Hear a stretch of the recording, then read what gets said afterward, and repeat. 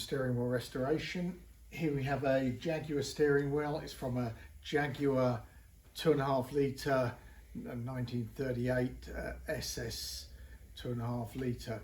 As you can see, the spokes here have torn out of the rim completely, and the rim is quite corroded as well, and obviously manufactured quite thin, so they could be welded back in, but there'd be a fair chance they would tear out again. So we make new SS steering wheels, SS 100, 2.5 litre, etc., all from the late 1930s period. This is a brand new steering wheel, and we've also riveted it to the boss here at the back, and we've finished the manette here with the controls on.